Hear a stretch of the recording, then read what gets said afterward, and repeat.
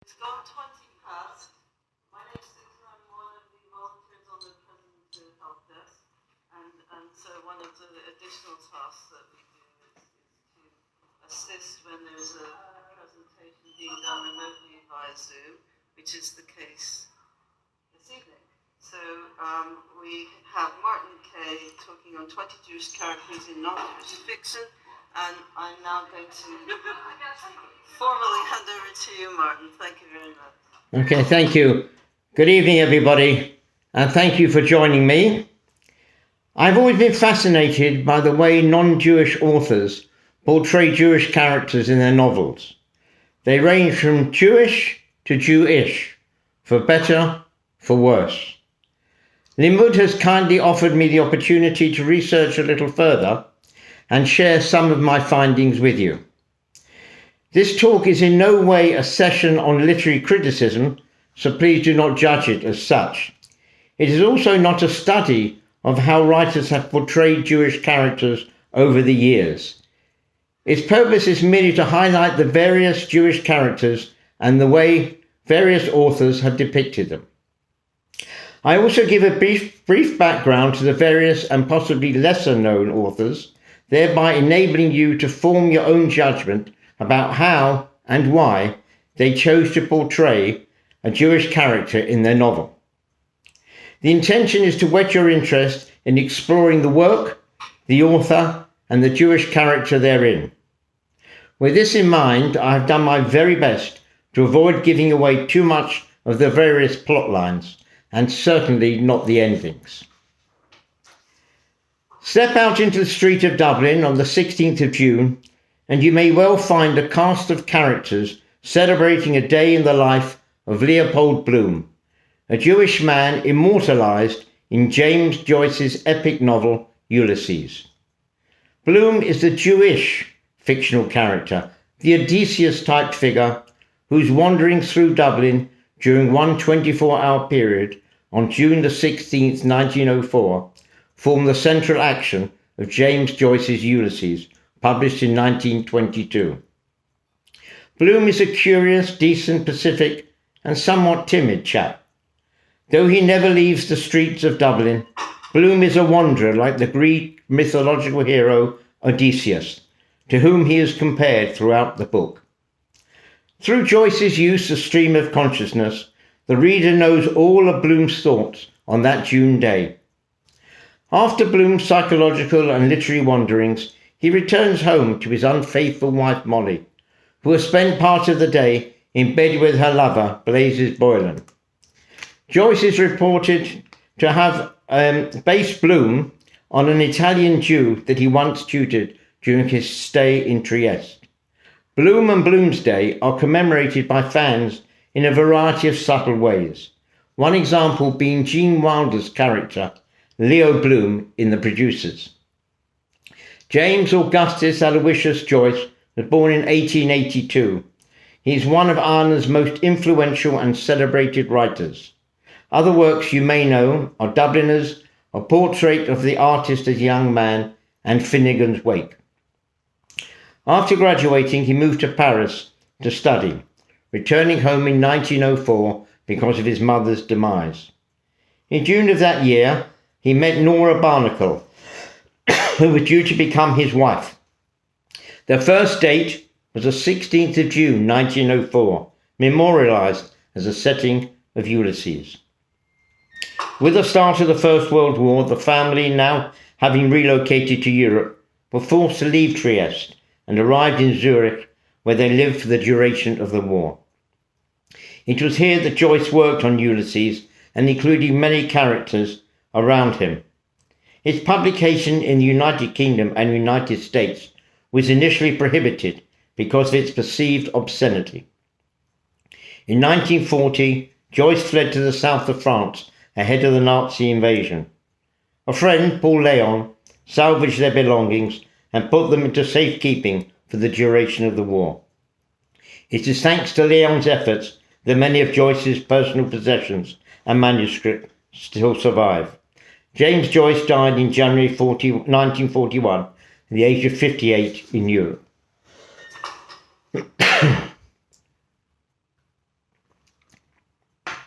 Rebecca and her father, a wealthy Jew named Isaac of York, appear in Walter Scott's novel Ivanhoe.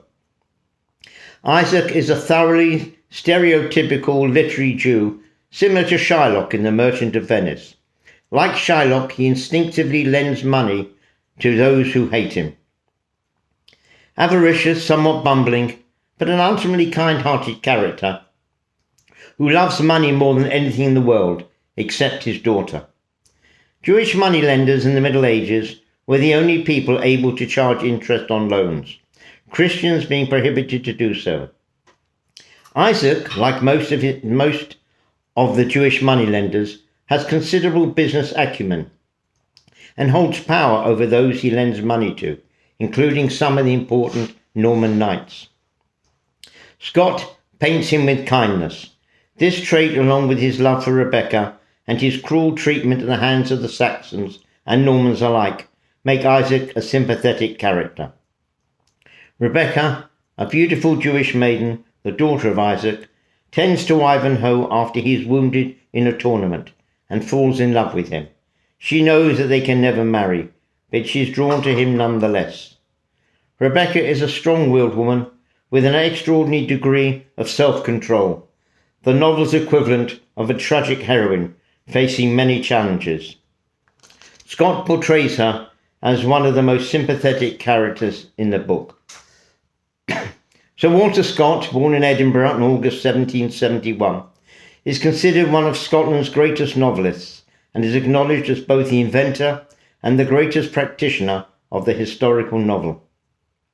His Waverley novels, initially published anonymously, were for almost a century the most popular and widely read novels in Europe.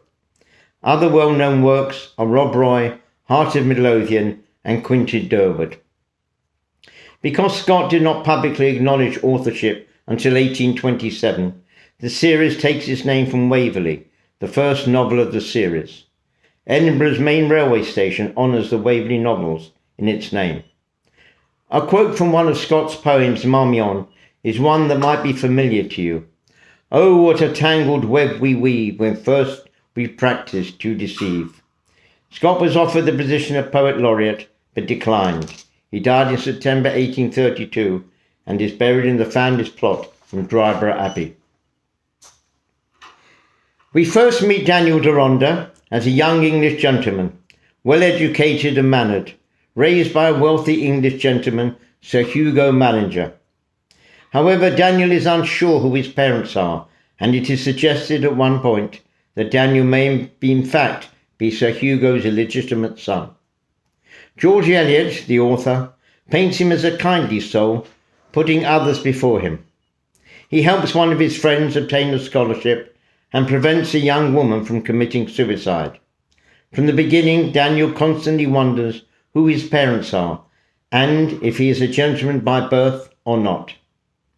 Daniel enters deeper into the Jewish community through two other lesser-known Jewish characters, named Mira and Ezra Lapidoth, and starts to sympathize with them more and more, thinking that he too might be Jewish. Daniel starts looking for answers regarding his past in the Jewish East End of London, and in the end of the novel, it is revealed that Daniel is indeed Jewish. Mira is the young, beautiful Jewish girl whom Daniel saves from committing suicide. She was born in England, but spent her childhood travelling with her father, working as a singer. Mira flees to London after she discovers her father's evil intentions, that I won't reveal, only to find her own home destroyed. After she recovers from her suicide attempt, she tries to find work to sustain herself. Meanwhile, she and Daniel fall in love. Ezra is Mira's brother, who quickly befriends Daniel.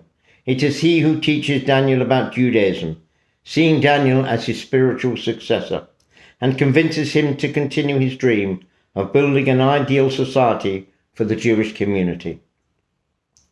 Mary Ann Evans, born November 1819, better known by her pen name George Eliot, was an English novelist, poet, journalist, translator, and one of the leading writers of the Victorian era. She wrote 7 novels: Adam Bede, The Mill on the Floss, Silas Marner, Romola, Felix Holt, the radical Middlemarch, and finally Daniel Deronda in 1876. Due to her denial of the Christian faith and an adulterous affair, Eliot was not buried in Westminster Abbey, instead interred in Highgate Cemetery in 1880, in the area reserved for political and religious dissenters and agnostics, beside the love of her life, George Henry Lewis. In 1980, on the centenary of her death, a memorial stone was established for her in Poets' Corner, Westminster Abbey.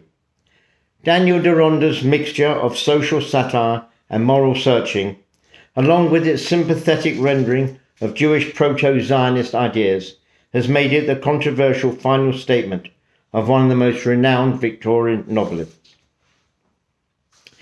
Rabbi Loew and his descendant Sigmund Franz Isidor Schultz are products of no less an Irish writer than J.P. Donlavey, the author of the acclaimed The Ginger Man. Schultz, the hero of two crass, unfunny comic novels, is a caricature without a single redeeming feature. The suddenly wealthy producer of the lowbrow stage hit Kiss It, Don't Hold It, It's Too Hot, Schultz is an unabashed vulgarian, attempting to rise through British society with not a hint of finesse. The story of Schultz, published in 1979 and continued in Are You Listening, Rabbi Loew in 1987, chronicles Schultz's incessant trials with women and money, and was widely criticised for its vulgarity and use of derogatory Jewish and female stereotypes. One of the book's characters commented of Schultz that anti-Semitism was invented because of people like you. Schultz rambles on about his obsessions and occasionally praised his ancestor, the late Rabbi Loew, for guidance. Born in Brooklyn, New York in April 1926, raised in the Bronx, James Patrick Donlavey was the son of Irish immigrants. Social mobility is the mainspring of much of his fiction. Donlavey arrived in Dublin to study bacteriology in Trinity College in 1946. He published 13 novels, none achieving the success of The Ginger Man. His novels hit out to what he saw as pernicious political correctness, especially feminism. He was proud of the fact that the novels featuring this foul-mouthed theatrical impresario Schultz were very anti-feminist. He deplored the censorious aspects of feminism, and at public readings could be amusing on the subject, but there was a crustiness about it as well, an out-of-date desire to see women as objects of beauty or else cunning foxes. His career was marked by long-running legal disputes with his original French publisher, Olympia. You may wonder, his French publisher said, why Donlavey never turned out to be the writer everyone expected him to be when he wrote The Ginger Man. The reason is simple. He spent his life in legal action with me. Donlavey died September 2017, aged 91. Henry Beck is a character created by American author John Updike. Beck first appeared in assorted short stories, which were later compiled in the books Beck a Book, Beck is Back, and Beck at Bay. These books were later all collected in The Complete Henry Beck, published in 2001. Updike's Beck is considered an anti-hero and Updike's alter ego. While Updike generally concerns himself with WASP culture, is married and is prolific, Beck is apathetically Jewish, a bachelor, and unprolific. Famous for his writer's block, Beck is a Jew adrift in the world of Gentiles. Beck is, in short, a Jew made up, as Updike slyly concedes, out of contemporary Jewish novelists and their Jewish novels. As he roams from one adventure to the next, he views life with a blend of wonder and cynicism that will make you laugh with delight and wince in recognition. Henry Beck is a Jewish-American writer in his early 40s struggling for fame, not quite a Norman Mailer, Philip Roth, or a Saul Bellow. We see him on his travels to Russia, transacting cultural exchange, but failing at significant human exchanges, to Bulgaria and the beds of his various mistresses. The very funny and oddly moving books are in a way John Updike's revenge upon the circumstances of his calling. the silken mechanism whereby America reduces her writers to imbecility and cousinage, as Henry Beck is made to put it. John Hoyer Updike, born March 1932, was an American novelist, poet, short story writer, art critic, and literary critic. One of only 4 writers to win the Pulitzer Prize for Fiction more than once, and, during his lifetime, received all of the 3 major American literary prizes. Updike was famed for his realistic but subtle depiction of American Protestant, small-town, middle-class life. He tended to write in series, as it gave him so much fun. Among his well-known novels is The Witches of Eastwick, followed, true to form, by The Widows of Eastwick. Updike died in January 2009. Svengali. George du Maurier's character in Trilby is a typical anti-Semitic portrayal of an Ashkenazi Jew, complete with bold, black, beady Jew's eyes and a hoarse, rasping, nasal, throaty rook's craw, his big yellow teeth baring themselves in a mongrel canine snarl. He is continually filthy, and yet still clean enough to suit his own kind. George Orwell wrote that Svengali was a sinister character of the traditional type, an example of the prevailing form of anti-Semitism. Many features of the character Svengali, especially his skill in manipulating the innocent Trilby, the heroine of the novel, were already commonplace racial slurs in the 1890s, and, some would say, have never gone away. It must be remembered that at the time of du Maurier's writing, Jews were under attack at the time. 2 notable contemporary events were the Dreyfus Affair in France and the rise of the anti-Semitic Christian Democrats under leader Karl Lueger in Vienna.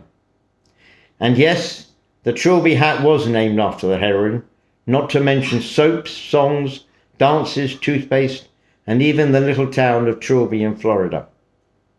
After publication of Trilby, the word Svengali passed into the English language to refer to a person who, with evil intent, dominates, manipulates, and controls another.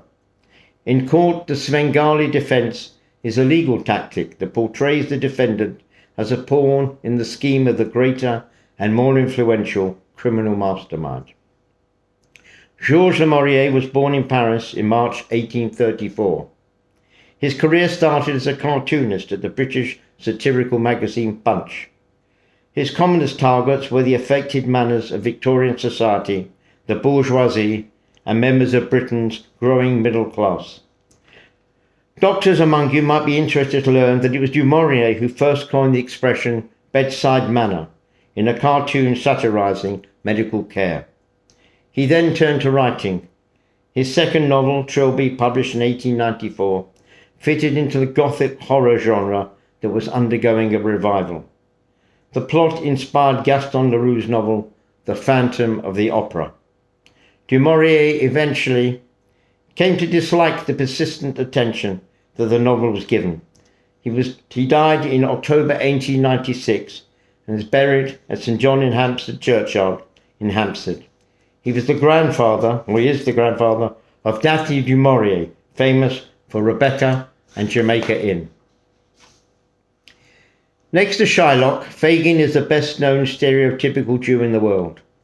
At the end of the novel, when Fagin is in the condemned cell, venerable men of his own persuasion had come to pray beside him, but he had driven them away with curses. They renewed their charitable efforts, and he beat them off. He refuses to associate with rabbis.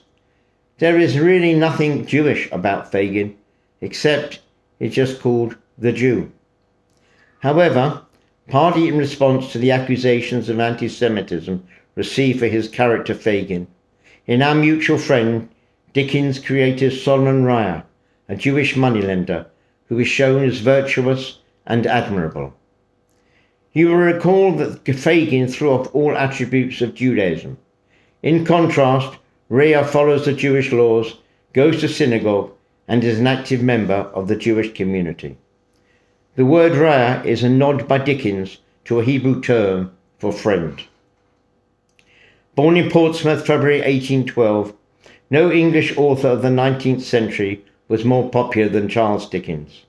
With a reporter's eye for the details of daily life, a fine ear for the subtleties of common speech, and unmatched powers of character creation, Dickens created a body of work that brought him worldwide fame.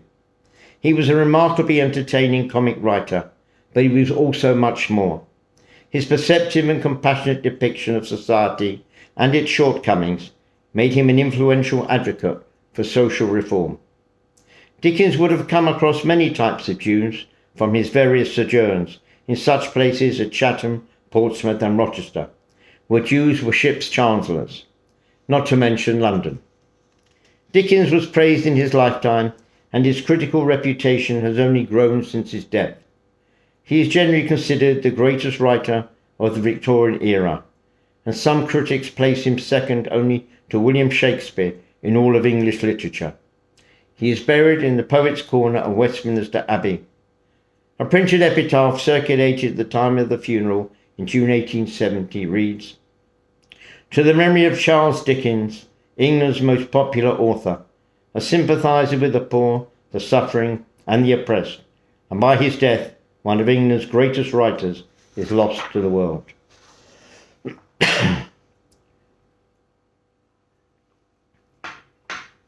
Within the 7 volumes of Proust's epic work In Search of Lost Time appear 2 Jewish characters.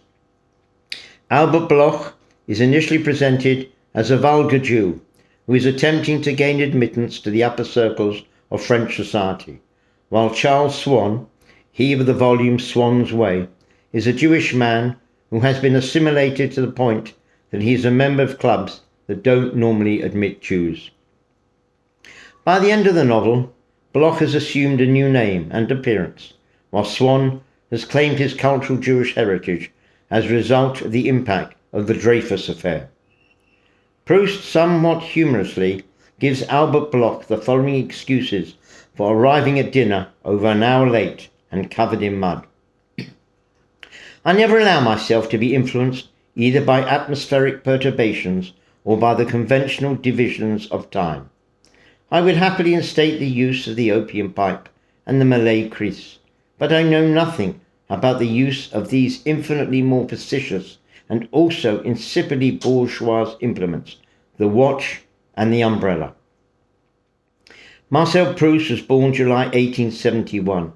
His literary career is defined by his epic work In Search of Lost Time, a 7-volume novel based on Proust's life, told psychologically and allegorically. His books tend to abandon plot and dramatic action in favour of the narrator's descriptions of his experiences in the world. His active involvement in the Dreyfus affair, helping to organise petitions and assisting Dreyfus's lawyer, courageously defied the risk of social ostracism. This experience helped to crystallise his disillusionment with aristocratic society, apparent in his novels. Whenever people speak of Proust, they tend to be speaking about À la recherche des temps perdus, In Search of Lost Time. He did, however, write several other works. Perhaps there are some among you that have dipped into one of the monumental novel's 7 volumes, or maybe you struggled to find a way in. It's never too late to start. He died in November 1922 and is buried in the well-known and well worth a visit Père Lachaise Cemetery in Paris, alongside France's finest. Mayor Wolfsheim is portrayed as the friend and mentor of the titular character Jay Gatsby in Scott Fitzgerald's The Great Gatsby. He is described as a gambler responsible for fixing the World Series, who had made his money by bootlegging alcohol during Prohibition. Wolfsheim, described with unflattering stereotypical physical characteristics as well, is portrayed as an alien against the Anglo Tom Buchanan in Fitzgerald's presentation of America. Mayor Wolfsheim is an underworld figure who associates with gangsters and is involved in various illegal activities. His character was based on Arnold Rothstein, a real-life gambler who Fitzgerald had met, and is cast as an example of the type of fair-weather friends who have surrounded Gatsby. Francis Scott Key Fitzgerald, born September 1896, was the poet laureate of the Jazz Age. His main themes are ambition and loss, discipline versus self-indulgence, love and romance, money and class. Much like Ernest Hemingway and William Faulkner, his work is instantly recognizable due to its distinctive rhapsodic prose style. During his lifetime, he published 4 novels, 4 story collections, and 164 short stories. Although he achieved temporary popular success and fortune in the 1920s, Fitzgerald received critical acclaim only after his death, and is now sadly posthumously widely regarded as one of the greatest American writers of the 20th century. The Great Gatsby and Tender of the Night are 2 milestones of modernist American fiction. The love of his life, Zelda, suffered a series of mental breakdowns, and Scott struggled to pay the bills. He secured a post as a scriptwriter in Hollywood, and there he met and fell in love with Sheila Graham, the famous Hollywood gossip columnist. He died of a heart attack in 1940, having only half written his last novel. He was 44 years old. In The Sun Also Rises, Ernest Hemingway introduces us to Robert Conn, a former collegiate boxer who attended Princeton when few, if any, Jews were admitted. Conn does not fit in with his fellow expatriates in Paris, who make anti-Semitic insults. He falls in love with the same woman the narrator loves, and ends up getting into fights when he does not realize that she does not want to pursue a relationship with him. Sadly, Conn's value system has no place in the post-war world, and Conn cannot sustain it. His tearful request that a colleague shake his hand after Conn has beaten him up is an absurd attempt to restore the validity of an antiquated code of conduct. Ernest Miller Hemingway, born July 1899, was noted both for the intense masculinity of his writing and for his adventurous and widely publicized life.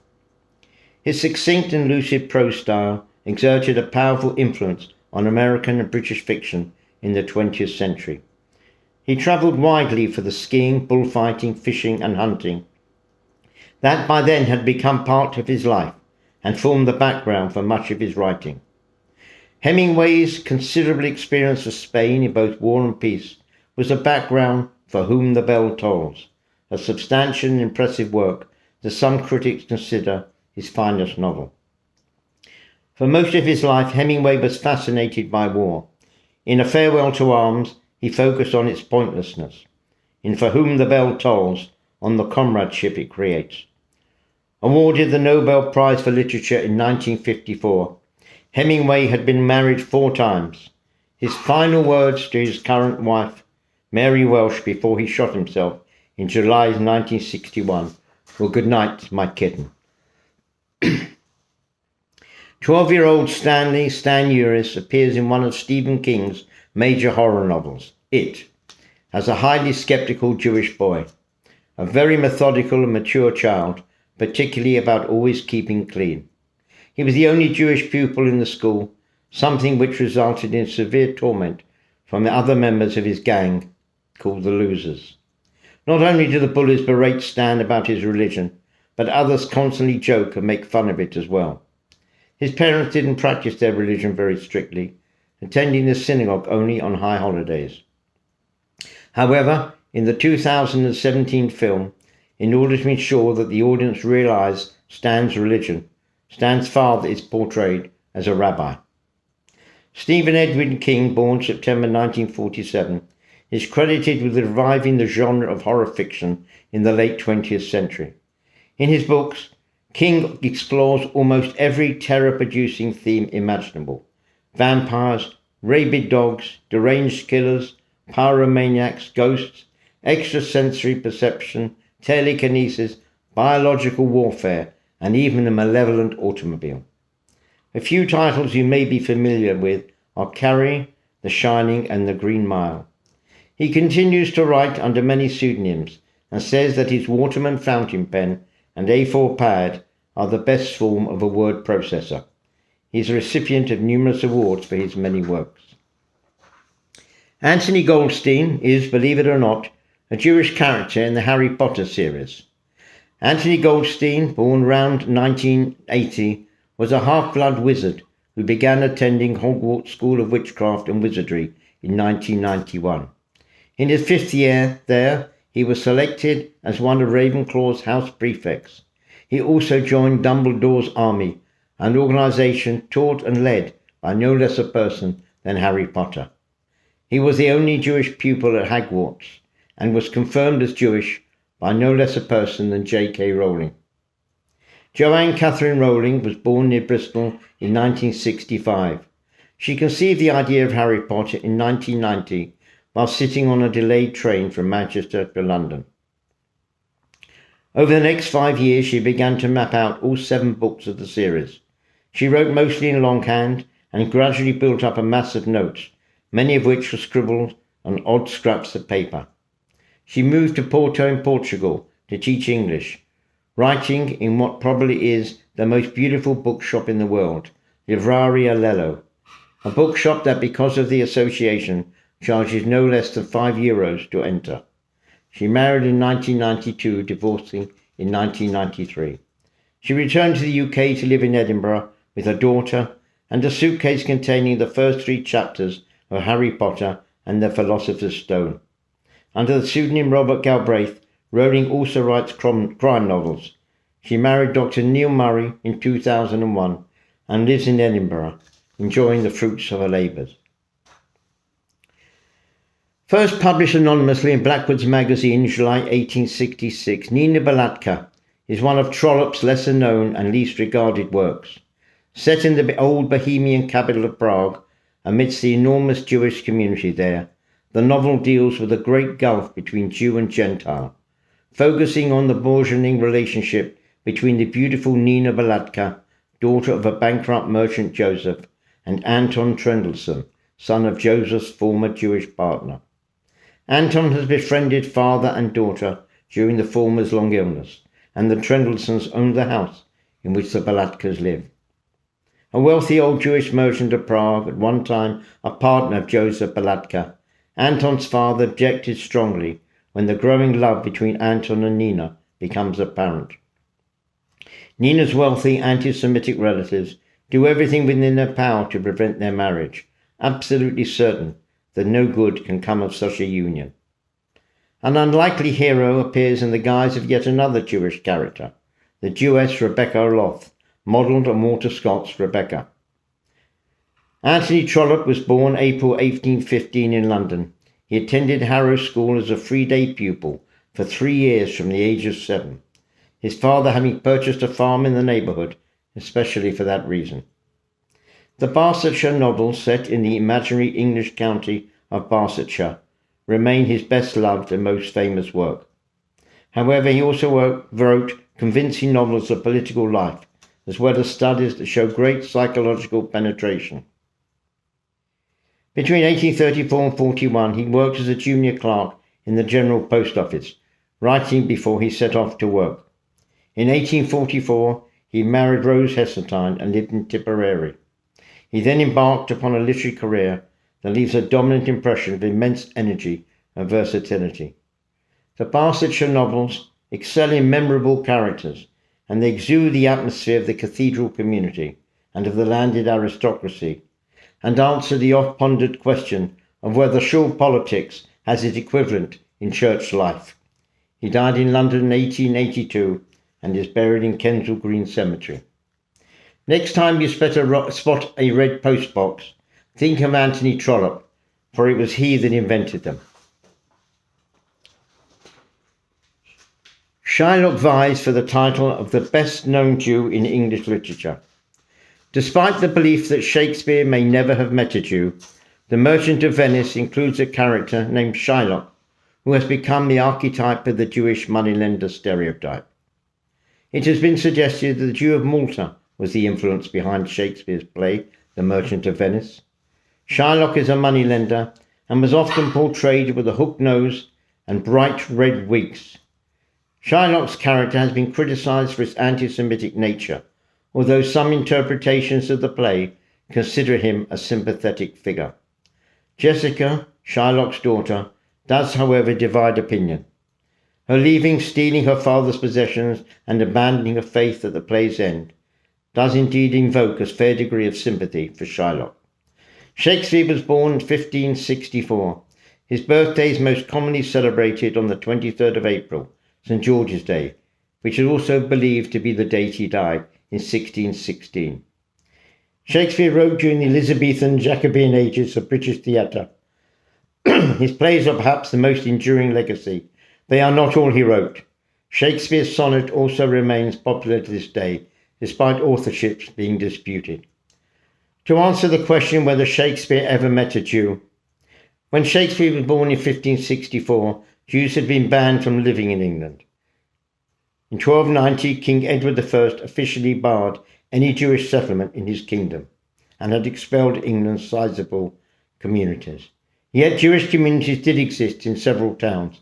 In secret, there were many references to secret Jewish communities. In 1540, a family was brought to court in London on charges of maintaining their Jewish and heretical faith in secret.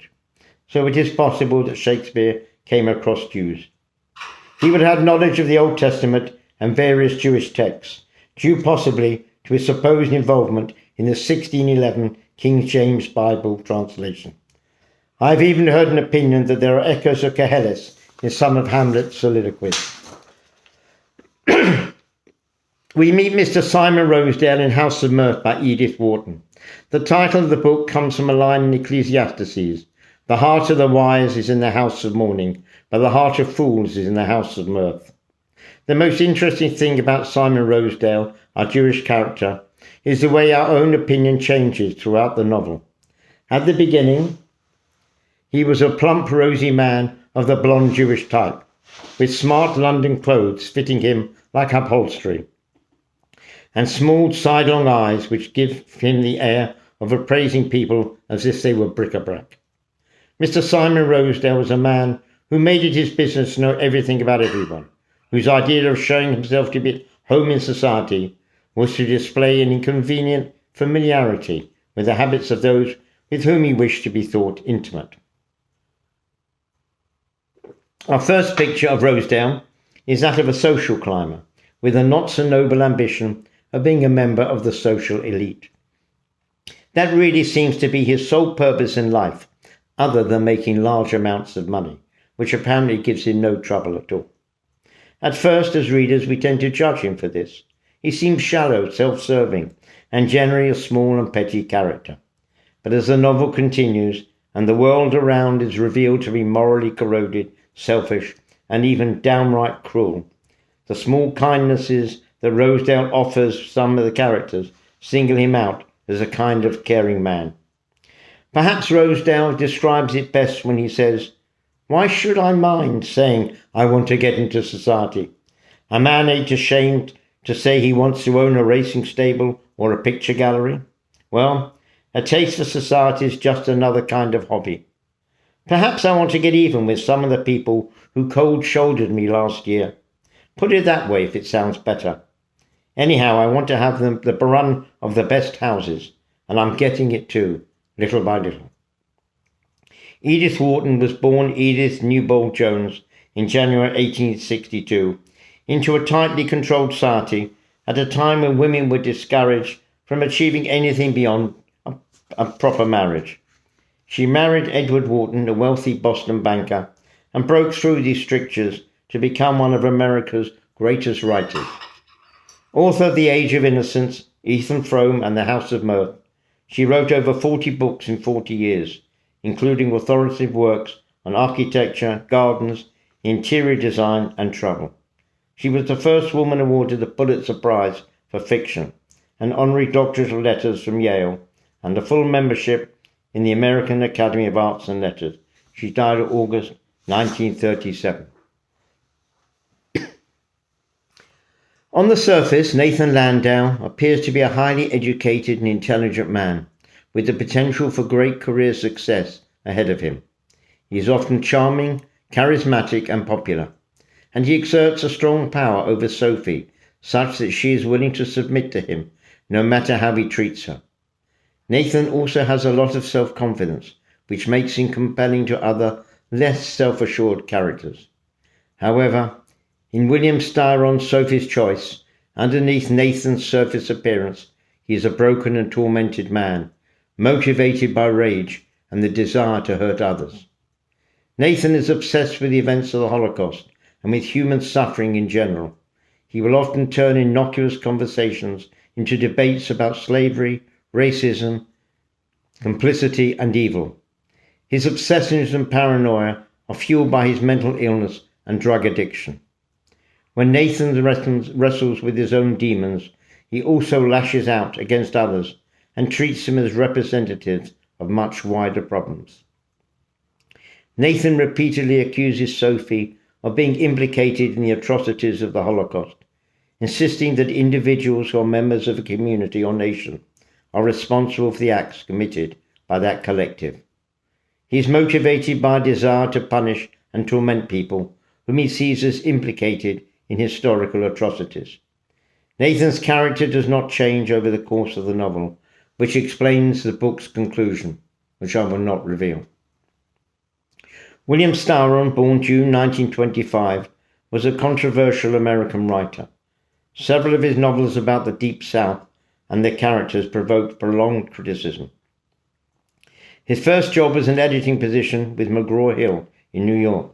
He recalls the misery of this job in an autobiographical passage in Sophie's Choice. The novel Sophie's Choice, published in 1979, also generated significant controversy, in part due to Styron's decision to portray a non-Jewish victim of Nazism, and in part due to its explicit sexuality and profanity. It was banned in South Africa, censored in the Soviet Union, and banned in Poland for its unflinching portrait of Polish anti-Semitism. It was also banned in some high schools in the United States. A 1982 film version was nominated for 5 Academy Awards, with Meryl Streep winning her first Academy Award for Best Actress for her portrayal of Sophie. Styron had written an op-ed for the New York Times responding to the disappointment and mystification among scholars about the apparent suicide of Primo Levi, the remarkable Italian writer who survived the Nazi death camps but apparently had depression in his final years. It was the public's unsympathetic response to Levi's death that impelled Styron to take a more active role as an advocate for educating the public about the nature of depression and the role it plays in mental health and suicide. He suffered from it badly, dying in November 2006. The character of Barabbas in Christopher Marlowe's play The Jew of Malta is possibly the first ever stage portrayal of a psychopath, at least within English literature. Barabbas takes people into confidence by playing on their desires and then killing them.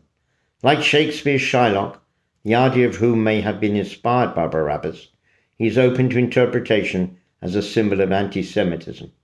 However, also like Shylock, he occasionally shows evidence of humanity, albeit very rarely. Christopher Marlowe, also known as Kit Marlowe, was born in February 1564, English playwright, poet and translator. He is among the most famous of Elizabethan playwrights. Events in his life were sometimes as extreme as those found in his plays. There have been many conjectures as to the nature and reason for his death in May 1593, including a vicious barroom fight, blasphemous libel against the church, homosexual intrigue, betrayal by another playwright, and claims of espionage from no less a person than Elizabeth I. He is even said to have faked his death and reappeared, writing under the name of William Shakespeare. Some scholars do claim that he certainly did indeed collaborate on Shakespeare's Henry VI. An official coroner's account of Marlowe's death was revealed only in 1925 and did little to tell the whole story, nor did it eliminate the uncertainties present in his life. As we have a few minutes left, please allow me in conclusion to add a poet. Henry Wadsworth Longfellow wrote quite a few poems about Jews. Rabbi Ben Levi appears in one of Longfellow's tales of a wayside inn.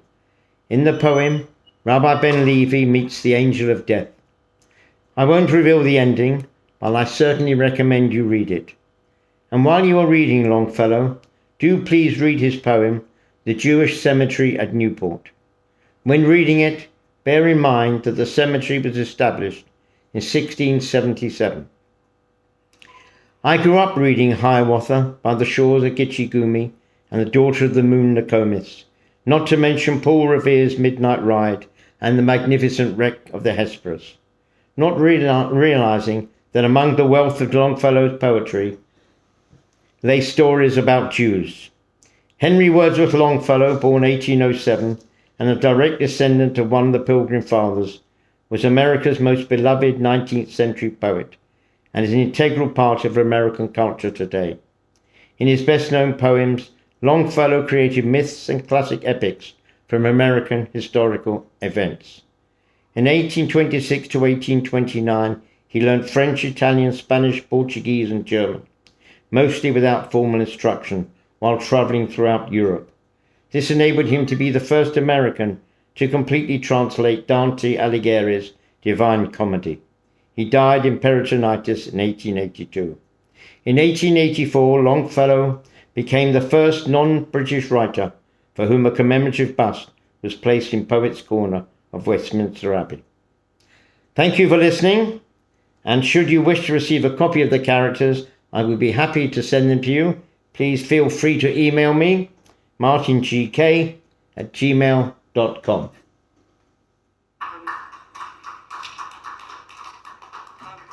I mean, did you want to have any period of discussion?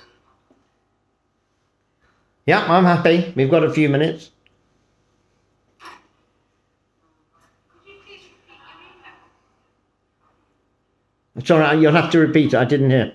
Can you repeat your email? Yeah, okay. It's Martin, Martin, G for golf, K spelled Kaye, @gmail.com. I mean, I have a question, which is why did you organize them